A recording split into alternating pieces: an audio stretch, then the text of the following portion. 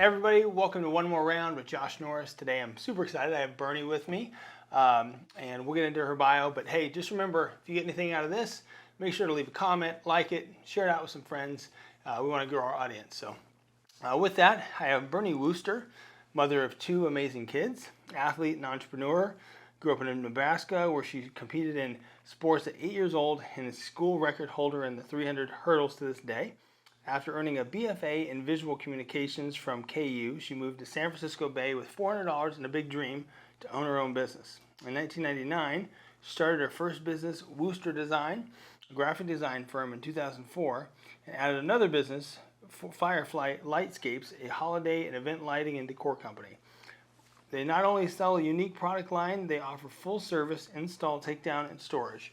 She's currently transitioning out of this businesses into a much larger opportunity as the owner and CEO of Vitargo Inc, a sports nutrition brand. Vitargo is the only scientifically proven clean, carb-rich fuel designed specifically for athletes and tested in humans that increases your endurance, enhances recovery, maximizes performance, and power like nobody else. People like The Rock, Olympic swim team, women's Olympic swim team, weightlifting, USA Soccer have used this product. So welcome, Bernie. Yeah, thank you. Yeah, so how you doing?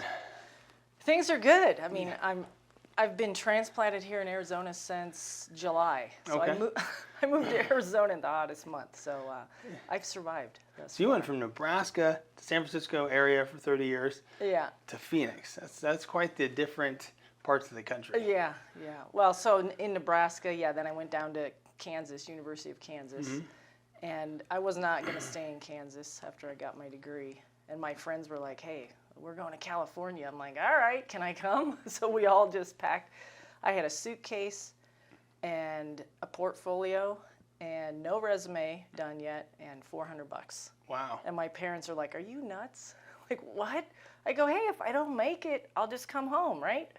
Yeah. And when you're that age, you really kind of don't even think about it. Mm-hmm.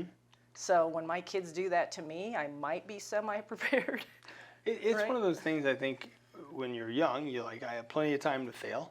Yeah. I can, get back on the horse if things, don't go the way they were supposed to.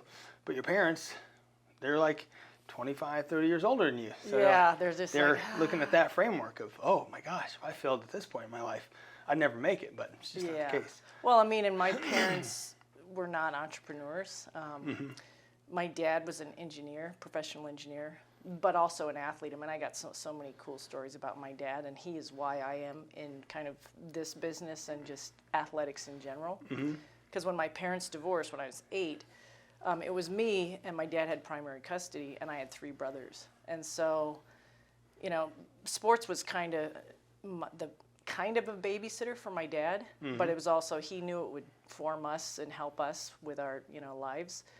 And so he would go to the gym, but he'd drop us off at the YMCA. And so I'm playing soccer. Back then, just boys teams. There was no girls team. So I would play with the boys. Mm-hmm. And maybe a couple other girls would show up.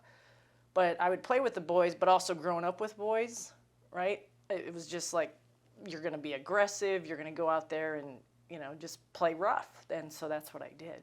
Yeah. Yeah. Well, it's great. It's a good thing to have that. Now, you went and played sports kind of for a long time and even deviated into like American Gladiator, which we'll get into, and all that kind of stuff. But so was that a big part of your life then, is sports for? Yeah, pretty much. I mean, I was doing club soccer, club track, because this was back, 70s. You're gonna know how old I am now. But doing those club sports and then high school sports. And then when I went to KU, I didn't compete in any sanctioned university sports, but I did like pick up cycling there, and there was a cycling club. This was a club sport. And so I did a few cycling races. I still do a lot of cycling. But I really love that, and just, I've been doing sports off and on for my entire life, since really, really small. Some of the best lessons come out of that. I mean, sports teaches you everything, right? Pretty much. Yeah, like discipline. Mm-hmm. I mean, funny thing is, I remember the day I discovered I had abs. I was like 10 years old, and I'm running on the track, and I looked down, and I was like, oh my gosh. So I was totally into muscles and the body and the way it looked, because my dad was a bodybuilder and kind of did powerlifting. I don't know how he competed in bodybuilding, but he played football growing up. He actually played football with Gail Sayers. Oh, no kidding. Yeah, they were on an eighth grade. Swan Song? Yeah. Yeah. Yeah, funny story about that. My dad's an eighth grader. He was a quarterback, and he had both Gail and Roger Sayers on his team, and they played for Roberts Dairy. It was an eighth grade team. Won every single game. I have black and white film footage of that because my grandpa was the only one who had a movie camera. So I have like unique film footage of Gail and Roger Sayers. And my dad. My dad had an arm, like he could throw forever. Wow. And so Gail and Roger was actually faster than Gail, but smaller. That's his younger brother. As soon as they catch the ball, I mean, just gone. All the other little kids trying to catch him, no way. Wow. And they actually made it to they won every game. They made it to the national championship. And my dad was in the paper. I have these old black and white clippings. And my dad told me and I'm like, oh, so how'd you do at the championship? When I'm little, I'm listening to this story. And he said, we didn't go. It was down in Florida. I go, what do you mean you didn't go? Like, you guys won and you were up for the championship. He's like, well, in Florida, they said, you guys are welcome to come. Your team's welcome to come and participate. But we can't have these colored boys. Wow. And so my dad's Coach Abood was his name, he said, fine, we're not coming. Yeah, seriously. And they didn't go. Isn't that awesome? I mean, even back then, so I grew up kind of in that time and knowing, like, you stand up for yourself, right? And you stand by your team. Right. And you do what's right. So what do you learn? I mean, sports teaches you a lot of things. A lot of things come in and out of your life during that time. Like, that's a really big lesson, right? You stick with your team and you do what's right and follow the truth. You don't like succumb and leave your guys on the side of the road and just go do it anyway. Right.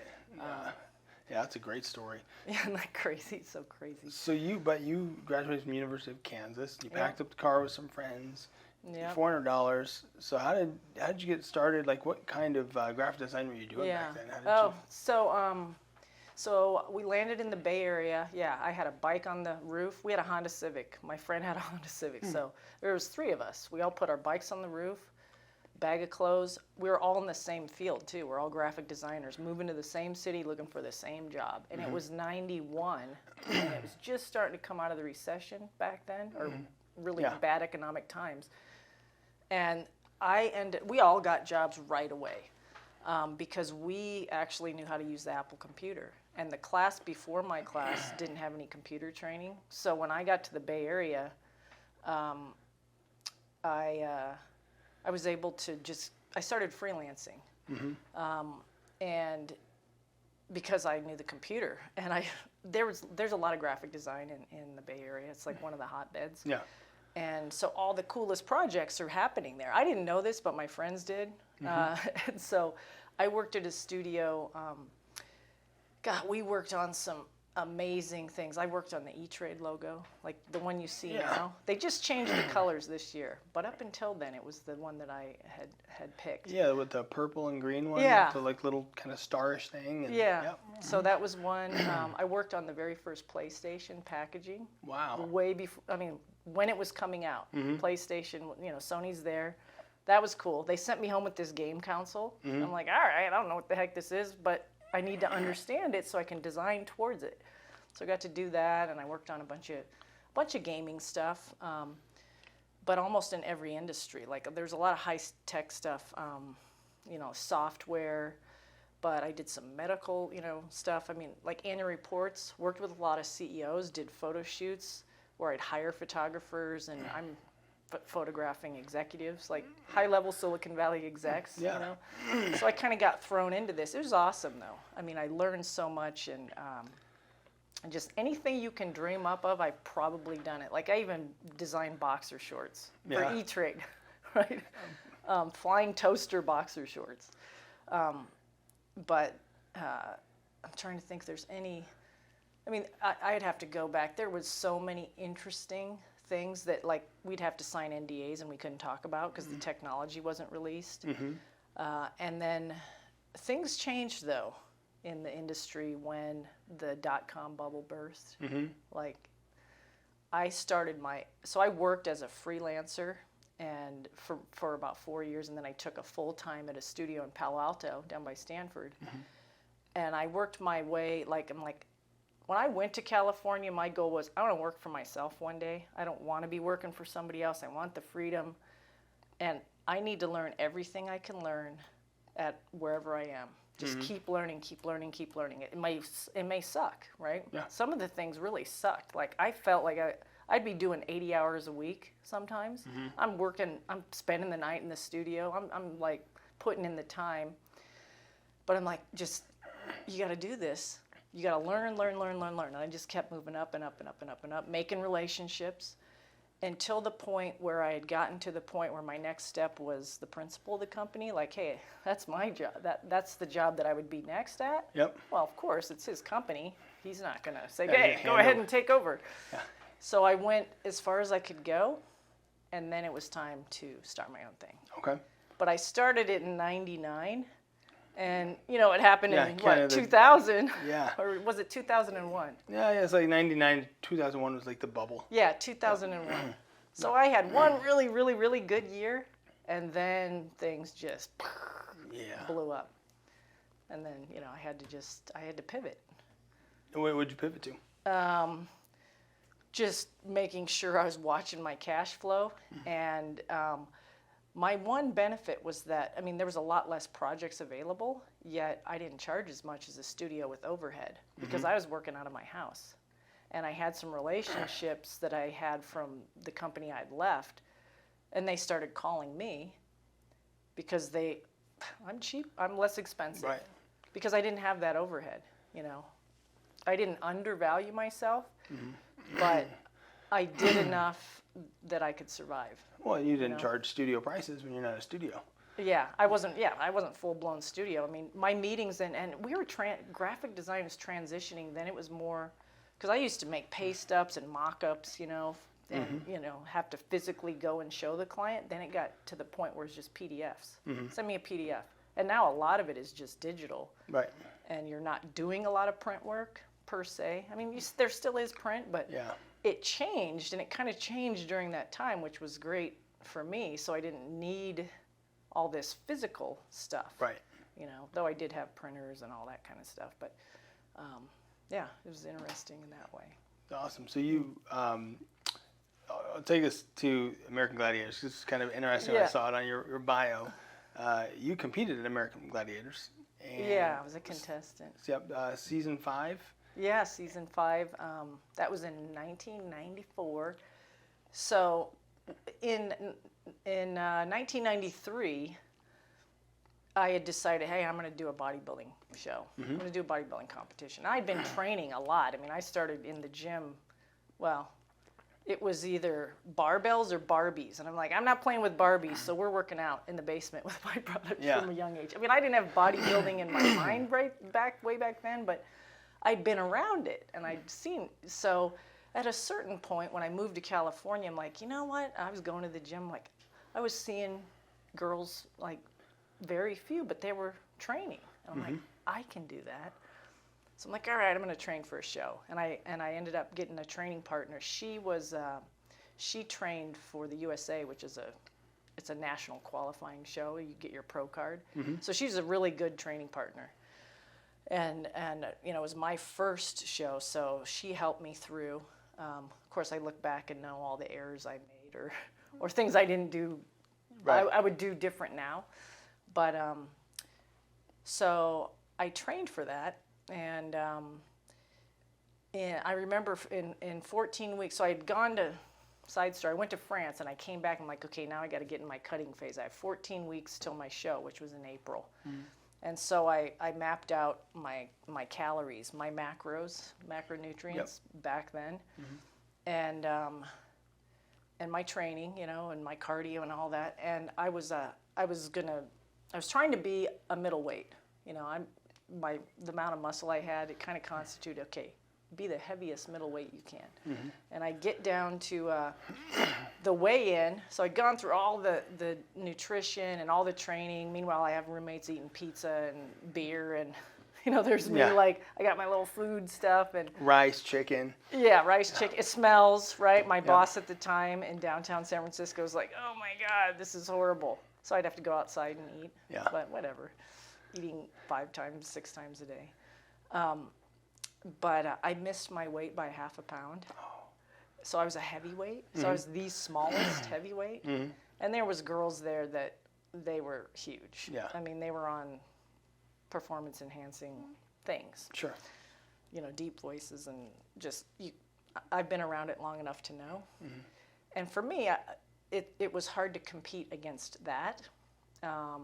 And there was 10 of us, and so only the top 5 made the night show. So I did the morning show, and I didn't make it to the night show. And I had trained my butt off. And I was like, oh my gosh, all of this training for that? Like nothing. I was really discouraged. Like, golly. Because have you ever gone through?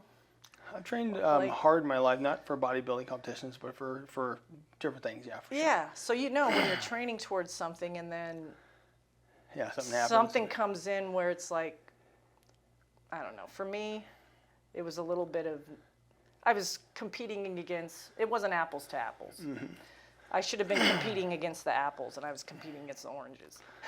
The enhanced oranges. Yes, and so I was discouraged. But I had heard, like, Gladiator tryouts were the day after my show, and I didn't know exactly. I knew they were in Hayward, California, the tryouts. I didn't know where.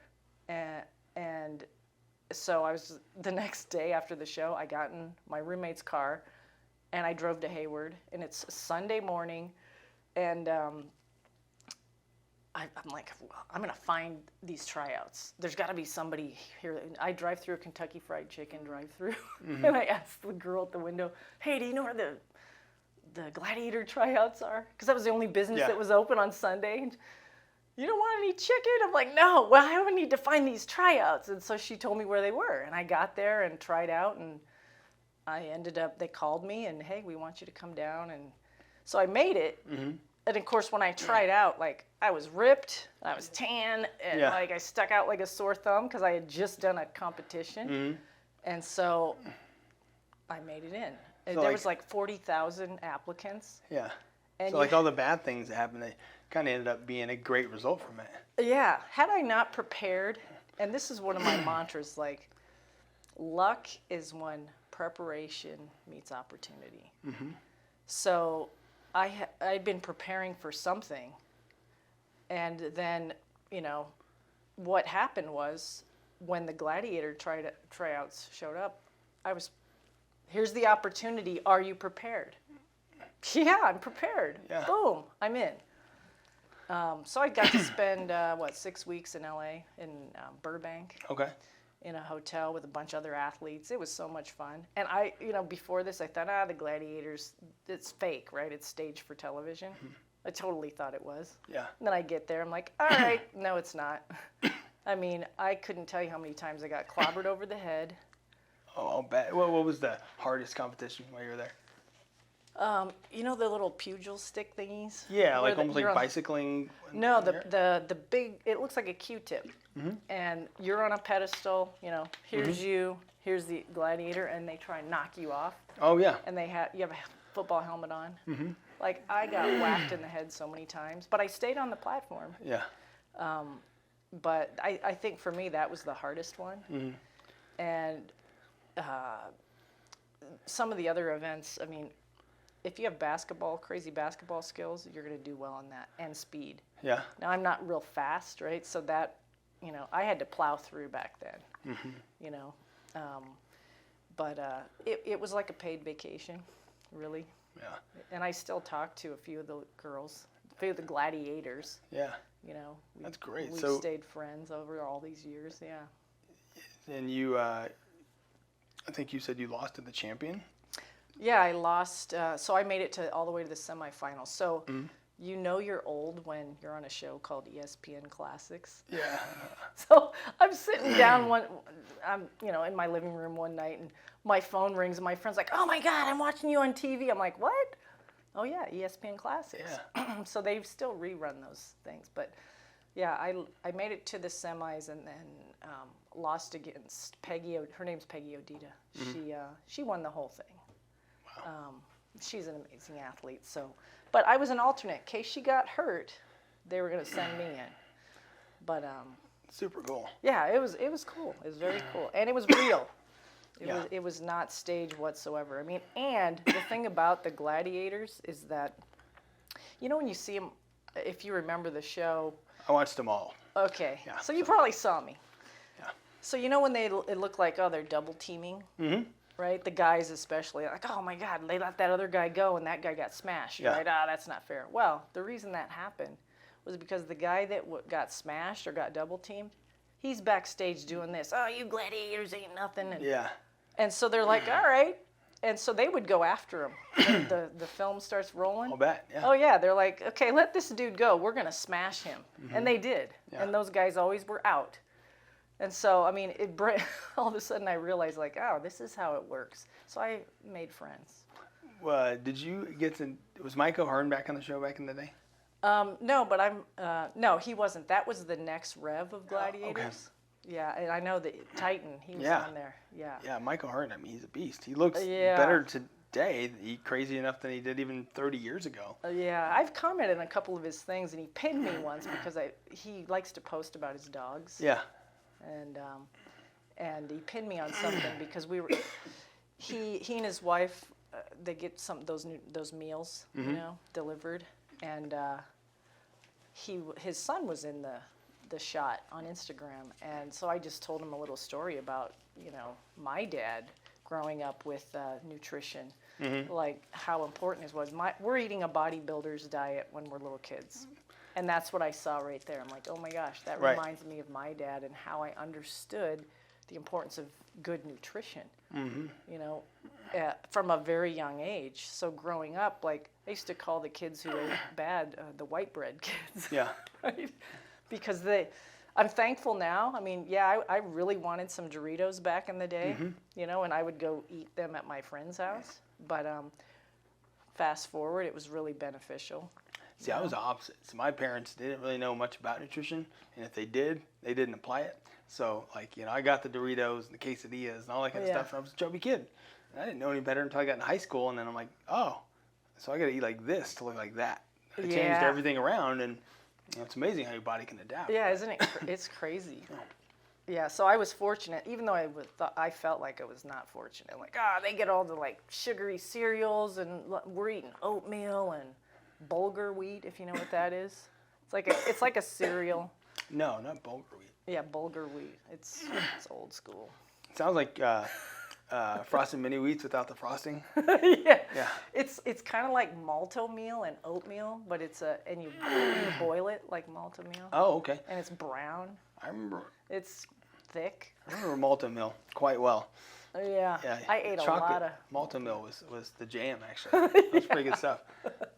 Chocolate malto meal. Oh, yeah.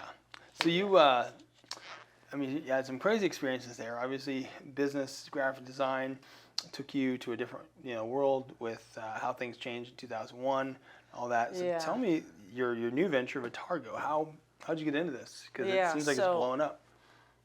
So Vitargo, so it was a patented carb. The patent's expired, but still a trade secret. Nobody knows how to recreate it. So it was developed in Sweden and tested at the Karolinska Institute, which is a world-renowned lab.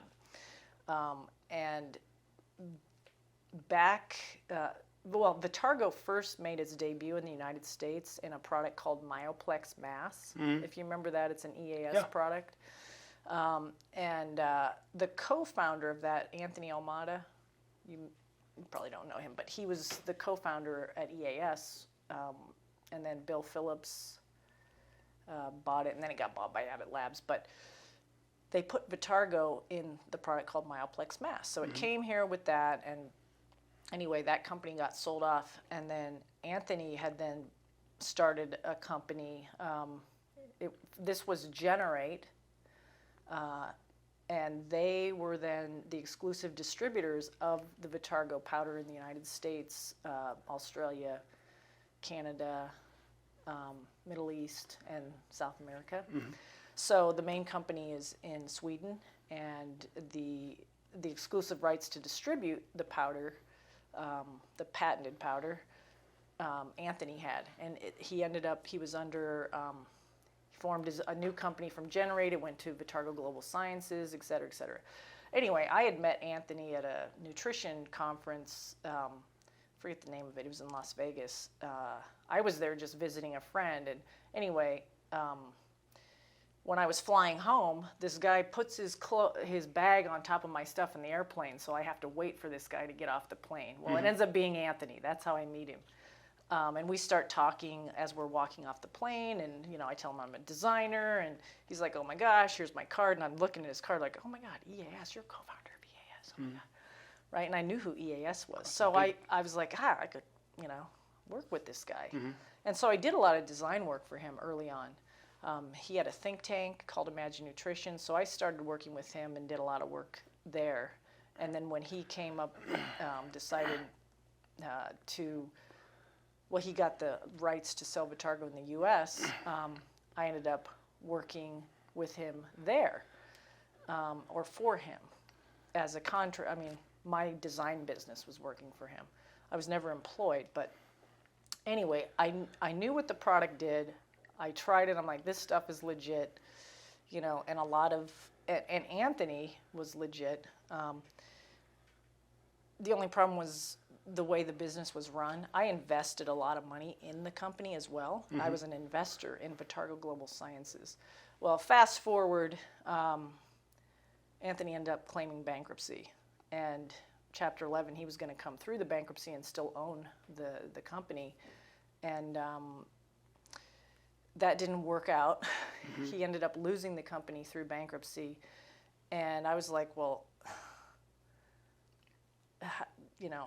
how am I want to recoup my money, right? How am I going to do that? I got to invest more into this brand, because after he lost it in bankruptcy, it was assigned to a trustee, and the trustee had another guy who had been working there come in and as the CEO, and so I was like, well, and I was still working a little bit on like labels and all that kind of stuff.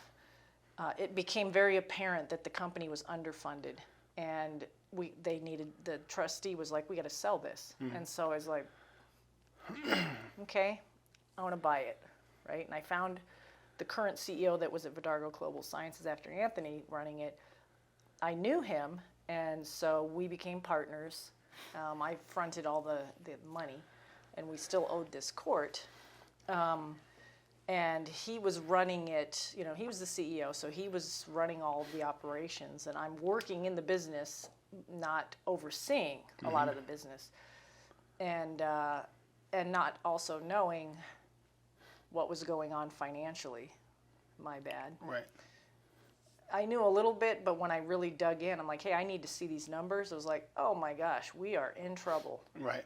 So I started like, hey, I'm controlling all the money now, and if you want to spend something, you have to filter it through me, because I was also funding payroll and all this stuff. Yeah. Right. And at this point, I'm a single parent, and I was like, I had built up, this was out of $400, right? When I moved to California, I had $400, and I had built up enough, because I'm a saver, to be able to purchase a company, or at least a big down payment on it, and then we were to pay the court the rest of it over the span. Well, here I am then trying to recoup my investment in a product that I believe in. I mean, the product is legit, but the company has always been run into the ground financially. And now I'm financially conservative, so I know how to do this. And as soon as I saw what was going on, I'm like, okay, this has got to change. And anyway, as I'm starting to tighten things up, we still have to pay this bankruptcy court. And they're like, hey, Like, you're already a year late, and they're not in the business of being lenient and saying, hey, take your time. It's like, what's your plan? And so I said, all right, I'm making the plan, because my he's not the financial guy. And he had also borrowed some money from a personal friend. So our debt was accumulating. And so I was like, this is gonna end bad if something doesn't give. So I'm like, all right, that's it. And then, of course, March 2020, COVID hits. I'm like, okay, we have debt. Now our sales are gonna tank. Now what are we gonna do? I started laying people off before COVID was even a thing. It's like, we're already in trouble. And we've got vendors like, so COVID hits, and I'm like, all right, nobody's getting paid. We can't afford it, and I cannot afford to pay payroll. Like, I'm tapped out. I'm not doing it. I got to watch out for my family here. And so my business partner, I told him, nobody's getting paid, and people, you can either stay or not stay, but this is what's happening. And he called, the weekend went by, he called, and he resigned on Monday. And so it's like, all right, it was then 3 of us, went down to 3 people. And I'm like, okay, I got 2 guys here. You guys, like, this is where we're at. It was my CFO and he ended up being, my chief marketing officer stayed, and he became the, I said chief marketing officer, sorry. My chief financial officer stayed, as well as the chief revenue officer. Okay. And we all didn't get paid. And we were just like restructuring a plan with the court. And, COVID hit. Gyms are closed. Everything's closed. Yeah. Right? And no competitions. Nobody needs carbohydrates. They're not doing anything. They're sitting at their house, some of them, not all, but some are just sitting there getting fat, right? Yep. You hear about the COVID 40 or whatever it was. And we've got a court date. So how am I going to, I need to present a plan to the court to show that I'm going to pay them back. I'm going to pay them. How am I going to do this? So we structured a plan, and the court accepted it because no one else had a better plan. And, and I had to eat dirt, because we were already behind. It's nothing that I created. I wasn't in charge, but now I have to get the mudslinging at my face. I get it. So I took some harsh words, and I had to call all my vendors and say, hey, I know we owe you money. These are critical vendors, like the people who make my labels, my tubs, my lids.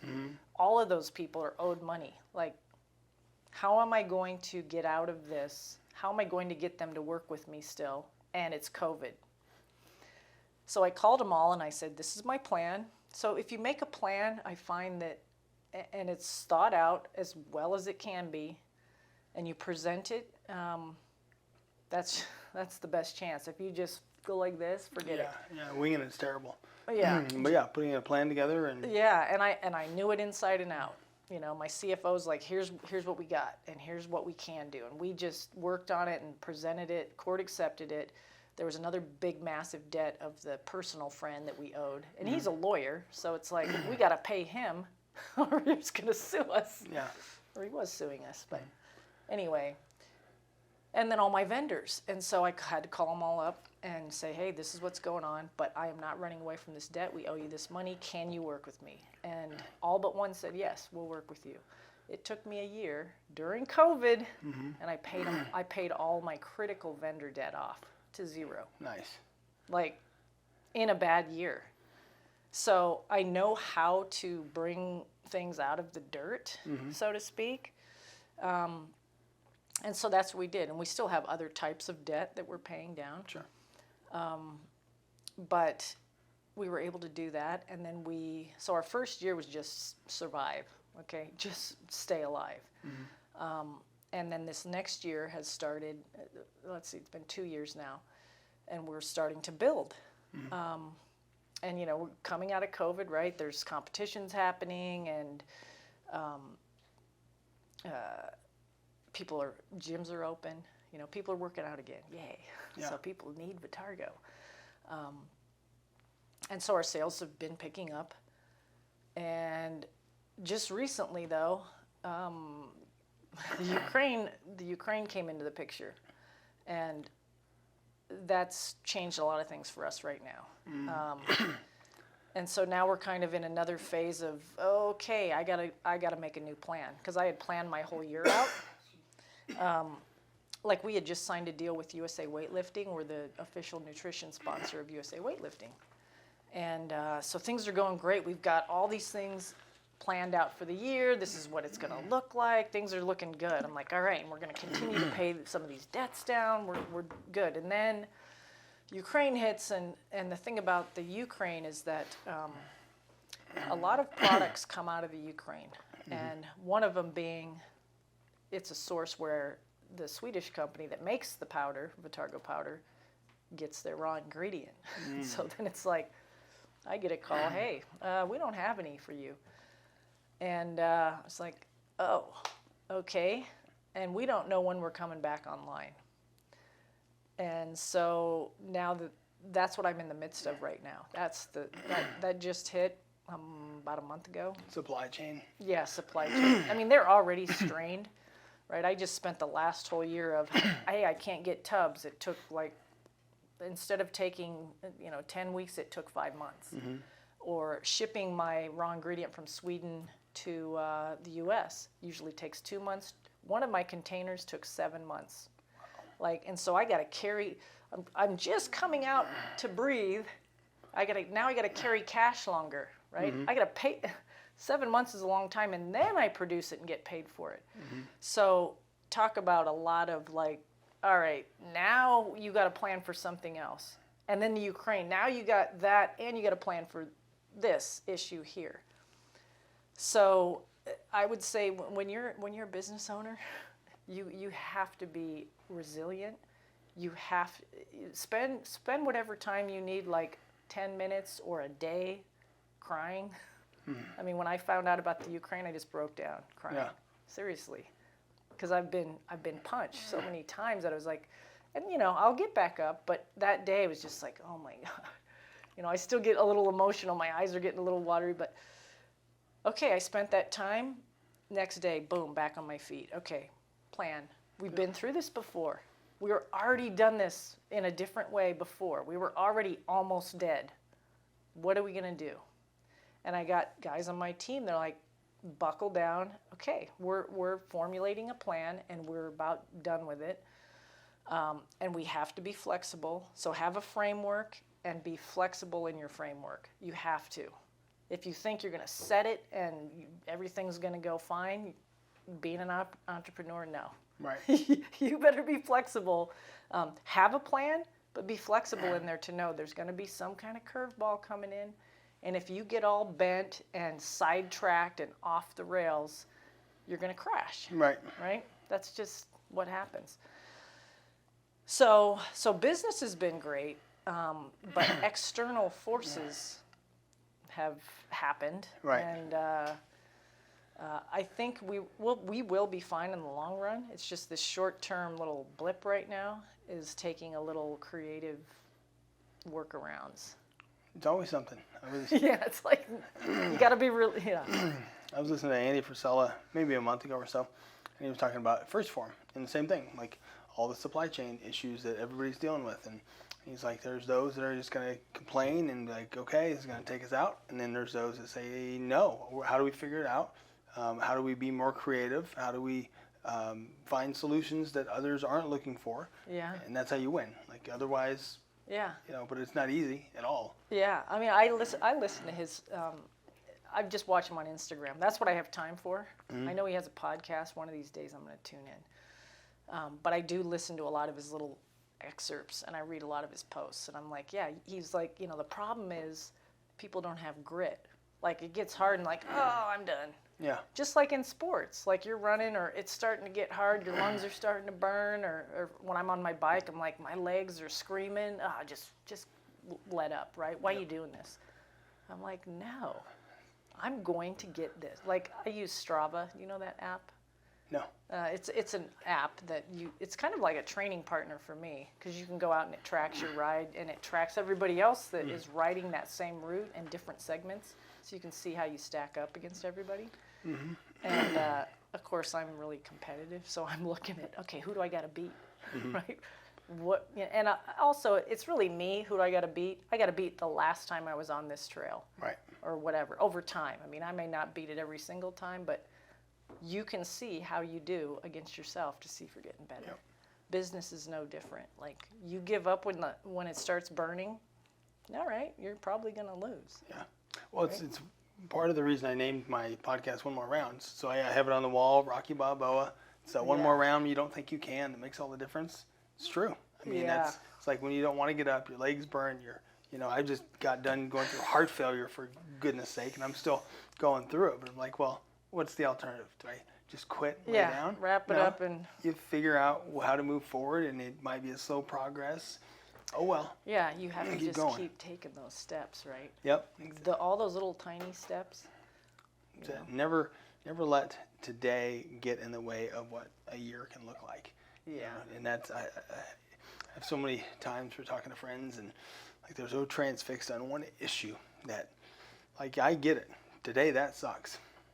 Yeah. It ain't gonna matter in a month. So get past the day, get the emotional portion of it, and then keep going. Yeah, I mean, it's really about your perspective, right? And what you focus on. You can, oh my God, it sucks, or it's so hard, or it's like, okay, I got myself a problem here. What am I gonna do? Right. Right. And you look at it from a different perspective. And you can solve a lot of things that way, where if you get in that mindset of that negative mindset, things will not go well, and they will stay not well. Yep. Absolutely. You got to focus on what you can control, and then try to make it as positive as possible. You don't see things necessarily always better than they are, but don't see them worse than they are either. Yeah. So and the why me, right? The better question to ask is not why me. It's like, okay, what am I supposed to learn right now? Yeah. Because like for me, when I went through that first thing, I had to face the court, right? When I took over, became CEO after my partner left. Of course, I didn't even know how to manufacture a darn product. I did know how to take a project from start to finish in graphic design through a printing process. Funny enough, that is exactly the same as this. It's just different components. That is paper, ink, photography, et cetera, et cetera. This is powder tub, lid, and label. Just different components, same process principles. And so what I learned there, hey, I can apply it here. Yep. Or what I learned going and facing the court and paying off that debt, day after day, finally took, a year and a half or whatever it was, we paid it off. Because every single day. Working towards it. And then all of a sudden, it's like, the greatest thing for me was when one of my vendors calls, the people who supply me with my flavors. And this guy's like, I need to talk to you. I'm like, oh gosh. And we owed him, I don't know, $10,000 left. We're almost done paying this guy. He's like, I need to talk to you. I'm like, all right. So we set up a meeting. He's like, all right. And I'm thinking, okay, he's going to be like, thanks for paying us off. Bye. Because they'd been really patient. I hadn't heard from him. But he's like, okay, I need, what the heck's going on over there? Like, never in the history of this Vitargo company, with all the hands it's been through, has anybody ever paid off a bill. Like, wow. Oh my gosh. I go, well, and I told him what happened. And I go, you didn't have to believe me when I had called him like a year prior and said, hey, would you work with me? And I promise you, if I am still alive, we will pay this debt down, and this is my plan. And he's like, yeah, okay, whatever. And so I told him, I go, the day I talked to you and told you what my plan was, I go, I have a feeling there's no reason that you should have believed me. Why would you? You don't know me, right? Because none of these vendors knew me. You don't know me, and talk is cheap, right? I go, but I hope that you now understand this is who I am, and I'm not running away from anything. And when I said what I said, I meant it. And so I hope, that we can form a good partnership here, because I value, the service, and also that you were open to allowing me to continue without, and he said, well, you know what? He goes, come January, you can have terms. Because I'm cash on the barrel up front. I got to pay before I get anything. And so he gave me terms. Great. I was like, because I had integrity. I didn't walk away, and I didn't make up an excuse. We owed the money. We have to pay it. Okay, you're right, and I'm going to pay it. Dang it. And so that's what happened. And then all of a sudden, we have a relationship, right? I'm building back the reputation of Vitargo. And of course, all my consumers don't know half of it, but it's important to understand, who's behind this, and that, it's been a lot of hard work and a lot of heartache, but it's something that I really enjoy, and my kids get to see me go through all this stuff too. That really, it's huge. Yeah. Prove it to them. I mean, they even helped me pack boxes, and back in the day when I was doing that, I still go to the warehouse and stack pallets every once in a while. Good. Got to keep in shape, right? That's right. Well, this is awesome. You have, it sounds like this is on the way up, and you are taking the brand. So, where can people find it? Where can people find you online? Yeah. So we sell on Amazon. I mean, and the Vitamin Shop. But the best place to buy it is Vitargo.com. And if you want to try it, I have a code. It's called ProveIt15. Okay. Prove it because I want to prove it. Try it out. The only way to really understand how this works is to try it. And what are the major benefits of the carbohydrate that is going into you? So this is all university peer-reviewed studies that were done using this product, and we compared it to maltodextrin and sugars, which is, you'll find maltodextrin in tons of products: Gatorade, Hammer, Perpetuum, Scratch, Carbolin. A lot of those have maltodextrin. It's a generic carbohydrate. Anybody can get it. There's nothing unique about it that one company has that the other doesn't. If you want Vitargo, I'm the only source here in the United States, Canada, Australia, etc. And so just to describe what it is, think of whey protein is to milk as Vitargo is to a starch. Whey protein is way different than milk, right? Whey protein isolate. They've isolated a molecule out of the milk, and you got whey protein. Vitargo is, there's a fractionation process that a molecule has been isolated out, and so it's very fast moving. So it moves from your mouth to your muscle. That's where carbs are needed. Twice as fast, 2.3 to be exact, twice as fast as maltodextrin does. So mouth to muscle speed, very fast.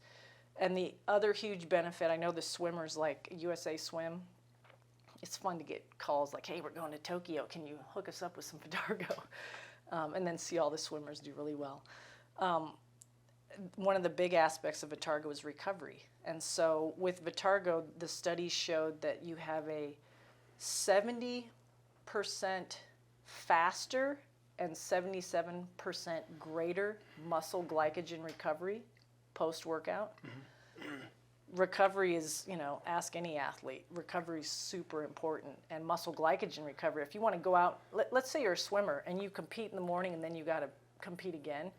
How are you going to recover your muscle glycogen in that time frame fast enough? The fastest way to do it's Vitargo. Okay. Period. I mean, you could do an IV. I was talking to Dylan about that, but that's really not legal for these guys. And then there was a performance study done, and my thought is why take a supplement if it's not going to help you perform any better, right? Or help your body. And so the performance study was done on cyclists, and it was done using muscle biopsies, which is a really the best way to test for anything, not just blood, but do a muscle biopsy. But a lot of people don't want to sign up for that because they have to take a little piece out. Yeah. But that's how it was done. And compared to maltodextrin, not water, maltodextrin, all subjects had at least a 10% better performance post-exercise compared to the maltodextrin group. So it was 10 up to 23% better. So if you think of yourself, you could take Malto or you could take Vitargo, and then you go out and do your sport again 2 hours later. You're gonna have a 10% better performance than yourself on this other product.